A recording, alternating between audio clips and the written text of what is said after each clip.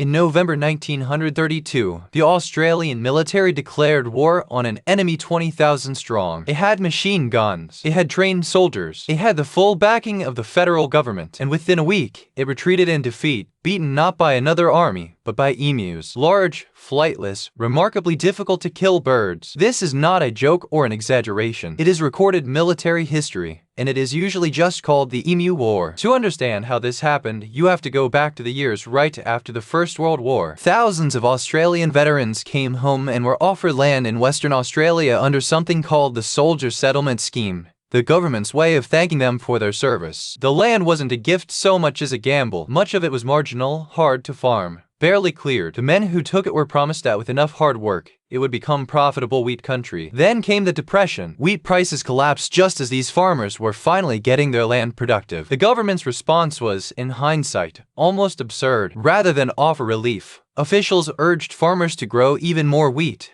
promising subsidies that would later be quietly withdrawn. So these ex-soldiers were already exhausted, already in debt, already farming land that fought them every step of the way, when a second problem showed up. This one had feathers. Emus are native to the Australian interior, and every year, after their breeding season, tens of thousands of them migrate toward the coast in search of water and food. In 1932, that migration ran straight into the new wheat farms of Western Australia. To an emu, a cleared, irrigated wheat field looks like paradise. Around 20,000 of them descended on the Campion district, and they did what any large hungry animal would do to an unfenced buffet. They ate the crops, trampled the fences farmers had just spent years building, and let rabbits pour in through the gaps behind them. The farmers, many of them still literally war veterans, did what they'd learned to do when a problem got big enough. They asked the government for military assistance, and remarkably, the government agreed. The Minister of Defense at the time, Sir George Pearce, approved sending the army after the birds. Officially, the reasoning included a public relations angle. Newsreel footage of soldiers protecting farms would look good,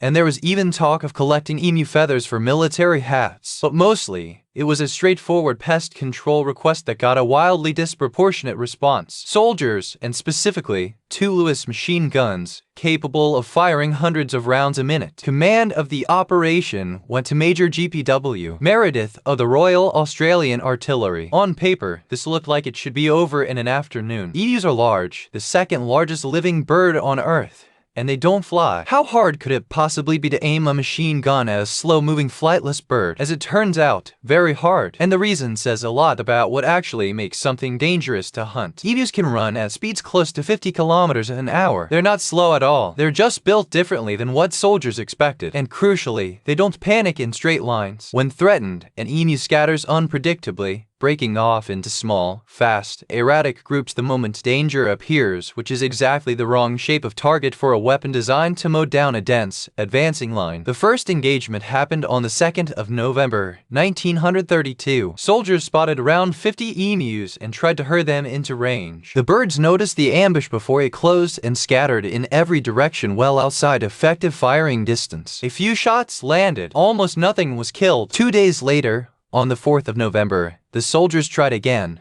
this time waiting in ambush near a dam where more than 1,000 emus had gathered to drink. This was supposed to be the decisive moment. The gun opened fire at close range, and then, 12 birds in, it jammed. That single jam is, in a strange way, the whole story of the Emu War in miniature. The birds that hadn't already been hit didn't stand still and wait for the problem to be fixed. They split apart immediately, and by the time the gun was working again, there was no longer a target. There were dozens of scattered targets, running in different directions across open country. Meredith, trying to adapt, had a machine gun mounted on the back of a truck, hoping mobility would solve the accuracy problem. It did not go well. The trucks couldn't keep pace with the emus across the uneven terrain, and the ride was so rough that the gunner couldn't hold the weapon steady long enough to fire accurately. At one point, a chase ended when the truck swerved to avoid hitting a bird that had cut directly in front of it, throwing the gunner around the cabin. The emus, meanwhile, just kept running. By the time the operation was quietly paused less than a week later,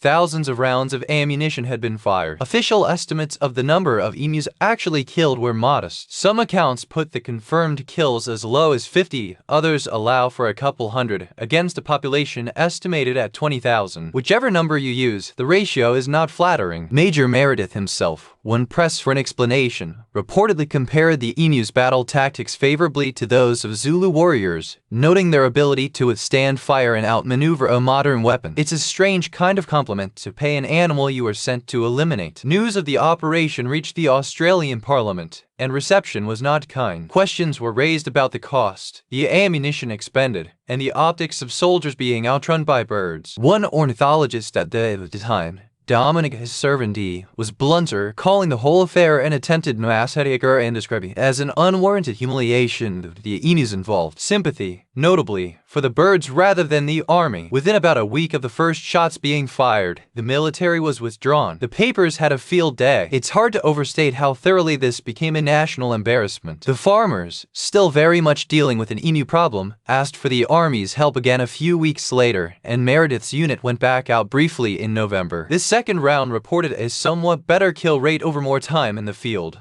but nothing close to solving the underlying issue, and no one was rushing to call it a victory. Ultimately, it wasn't machine guns that fixed the emu problem at all. It was something far less dramatic. A bounty system paid to farmers for emu beaks, combined with better, taller exclusion fencing built specifically to keep emus out of cropland. Slow, unglamorous pest management succeeded where an actual military campaign had failed. What makes the story stick, almost a century later, isn't really the body count on either side. It's the mismatch. The image of a modern, professional military, equipped with genuine weapons of war, sent to solve a problem that turned out to require patience, fencing, and an understanding of animal behavior instead. Machine guns are terrifying against an enemy that holds a line. They're a lot less useful against an enemy that was never trying to hold one in the first place, and simply had no interest in fighting fair. So the next time someone tells you a story sounds too absurd to be real history, you can offer them this one. A sovereign nation, fresh off surviving one world war and edging toward the pressures of a second,